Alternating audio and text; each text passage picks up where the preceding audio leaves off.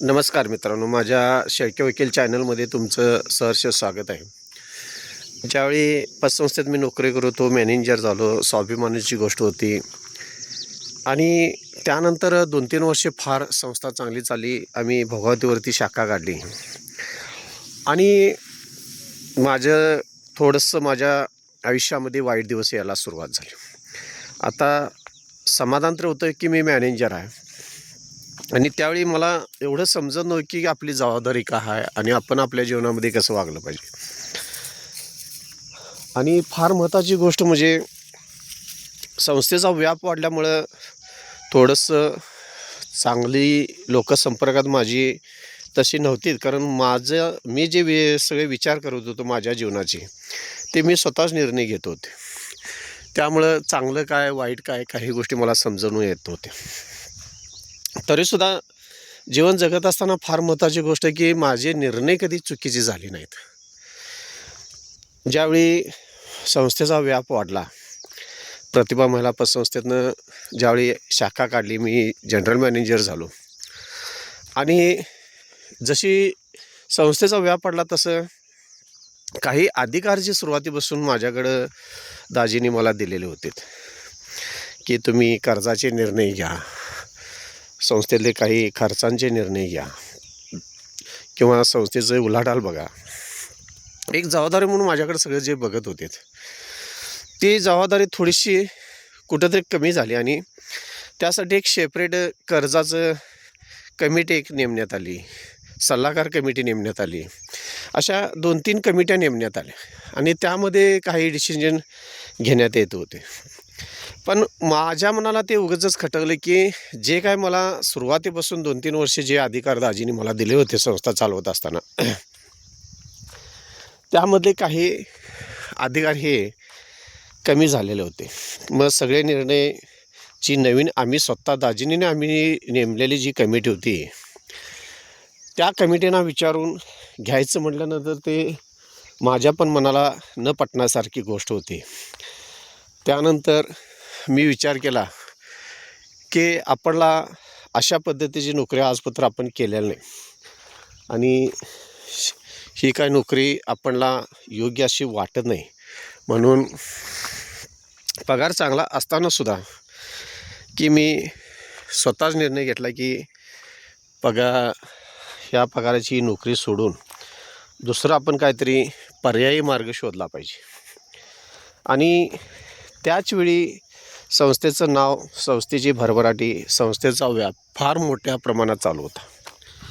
आणि ह्या दरम्यानच्या काळामध्ये वाशीचा संतोष रानगे, त्यांचा चुलत भाऊ बबन रानगे हे पुढारी आहे त्या भागातले धनगर समाजाचे, त्यांना घेऊन मला संस्थेमध्ये भेटा आलेत आणि त्यांनी मला विचारलं की आमची बाबुराव हजारे नागरी सहकारी पतसंस्था वाशीमध्ये आहे, त्या संस्थेचं जरा तुम्ही नियोजन करताय का बघा आणि काय असेल ते मी तुम्हाला मानधन द्यायला तयार आहे. आणि त्यानंतर त्या संस्थेमध्ये जाऊन भेटून आलो. ज्यावेळी मी भेटाय त्या संस्थेमध्ये गेलो, त्यावेळी परिस्थिती अशी होती की संस्थेची उलाढाल ठप्प होती. किरकोळ व्यवहार चालू होते, ते पण कधी 4 दिवस 8 दिवसातनं चालू होते. आणि काही निर्णय घेणे हे फार गरजेचं होतं. पण संस्था चांगली होती आणि मला गॅरंटी होती की आपण ही संस्था चांगल्या पद्धतीनं चालवू शकू. आणि त्यानंतर त्यांच्याशी चर्चा करून मी ती संस्था नियोजन करण्याचं माझ्याकडे घेतलं. आणि ह्या प्रतिभा महिला संस्थेत जिथं मी काम करत होतो, तिथं काही अधिकार माझे कमी करण्यात येत असल्यामुळं मला माहीत होतं की आज नाही उद्या ही संस्था मला सोडावी लागणार. आणि त्या पद्धतीने मी बाबुराव हजारे नागरी सहकारी पतसंस्था वाशीची तिथं सिस्टीम चांगल्या पद्धतीनं बसवण्याचा मी प्रयत्न केला. आणि हे करीत असताना सकाळी 9 वाजल्यापासून 10:30-11 वाजे तर 2 तास बाबुराव हजारे नागरी सहकारी पतसंस्थेचं काम पाहायचं. त्यानंतर जे काम पाहायचं ते कोल्हापूरमध्ये जाऊन पाहायचं.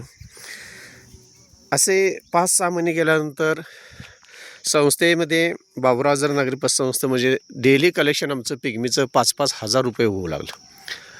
आणि हे कलेक्शन होत असताना फार महत्त्वाची गोष्ट म्हणजे चांगल्या पद्धतीनं प्रतिसाद मिळू लागला. आणि तसा जे संस्थेचे चेअरमन बबन रानगे होते, मल्हार धनगर समाज संघटनेचे अध्यक्ष, त्यांनी पूर्णपणे विश्वास टाकल्यामुळं आणि दोघांचे विचार आणि वय एकसारखं असल्यामुळं दोघांचे विचार पटत होते.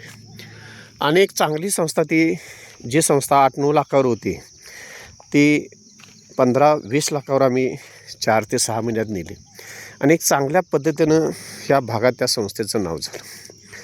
आणि त्याचवेळी थोडं माझं प्रतिभा मला पतसंस्थेत कुरबुर चालू झाली. आणि जे कर्मचारी मला नको होते, इतर जे विठला महिला नागरी सहकारी पतसंस्था होते, त्या संस्थेतून काही कर्मचाऱ्यांना कमी करण्यात आलं होतं. असे काही कर्मचारी दाजीने त्या संस्थेमध्ये भरले होते. जे कर्मचारी त्या संस्थेला नको होते ते कर्मचारी प्रतिभा महिला पतसंस्थेत भरले होते. आणि त्याचंच मला वाईट होतं ते की थोडंसं मुजोर ते कर्मचारी होते, कुणाचं ऐकत नव्हते, स्वतःला शहाणं समजत होते. आणि त्यांच्याबरोबर काम करण्यात मला इंटरेस्ट नव्हता, कारण जे काही निर्णय होते सगळे दाजी घ्यायला आले होते. आणि मला वाटलं की ही संस्था सोडून दिलेली बरं. आणि 3-4 महिने झाल्यानंतर मी रीतसर संस्थेकडे राजीनामा ठेवला आणि तिथनं मुक्त व्हायचं ठरवलं. त्यानंतर त्या संस्थेतनं मी राजीनामा देऊन 1 महिन्यानंतर पूर्णपणे मुक्त झालो. आणि त्याच वेळी मी सल्लागार म्हणून बाबुराव आझाद नागरी पतसंस्थेत काम करत होतो. त्या संस्थेमध्ये manager, clerk, cashier, pigmy agent असे 8 ते 10 लोक नेमणूक केली होती. आणि संस्था छान नावारूपाला चांगल्या पद्धतीनं चालू लागली. आणि त्याचवेळी माझा उरलेला पार्ट टाईम म्हणून मी कोल्हापुरात संभाजीनगरला तपोवनच्या अंडरखालीच, तपोवन महिला पतसंस्था होते त्यांच्या अंडरखालीच लोकसेवा नागरी सहकारी पतसंस्था, त्याचे चेअरमन देसाई साहेब होते, त्यांच्याकडे मी नोकरीला रुजू झालो. तिथं मॅनेजर म्हणून काम करू लागलो. अशा पद्धतीनं ॲट अ टाईम 2 ठिकाणी मी बाबुराव आझाद नागरी पतसंस्थेत सल्लागार म्हणून काम करत होतो 2 तास. परत सकाळ आणि संध्याकाळ टायमिंग होती लोकसेवा नागरी सहकारी पतसंस्थेची, तिथं पण मी काम करत होतो. आणि अशा पद्धतीनं काम करत असताना एक चांगल्या पद्धतीनं माझा इन्कम पण चांगला होत होता आणि उलाढाल पण चांगली होती. आणि 2005 साली असं काही पतसंस्थेच्यावरनी वाईट संकट आलं. सर्वच पतसंस्थेने ज्या कोल्हापूर जिल्ह्यातल्या म्हणा, महाराष्ट्रातल्या म्हणा मोठ्या संस्था पतसंस्था होत्या, त्यांच्याने एक वाईट फार मोठं संकट आलं. जी आपल्या महाराष्ट्रातली 52 शाखा असणारी भुदर्ग नागरी सहकारी पतसंस्था ही अवसानात निघली, किंवा त्यावेळी त्यांच्या ठेवी परत मिळत नाहीत असं एक फार मोठा बोबाटा झाला. आणि सर्व लोकांनी एकदमच त्या संस्थेमधल्या ठेवी काढल्यामुळे ती संस्था डबघाईला आली. आणि त्या दिवसापासून पतसंस्थेना वाईट दिवस आलेत. आणि त्या झळीमध्ये मग कोल्हापुरातल्या फार मोठ्या मोठ्या संस्था, राजीव नागरी पतसंस्था असेल, परत तपोवन नागरी सहकारी पतसंस्था असेल, युवा नागरी पतसंस्था असेल, वाहनधारक नागरी सहकारी पतसंस्था, अनेक मोठमोठ्या संस्था कोल्हापूर जिल्ह्यातल्या, त्यामध्ये पूर्णपणे उद्ध्वस्त झाल्या. ठेवीदारांचे पैसे अडकले, कर्जदारांनी पैसे भरले नाहीत, असे फार मोठे संकट ह्या पतसंस्थेवरून आलेत. आणि त्याचवेळी सर्व आमच्या कर्मचाऱ्यांनी इतके वाईट दिवस आले की संस्था सोडायची पाळी आली, आम्हाला राजीनामा द्यायची पाळी आली.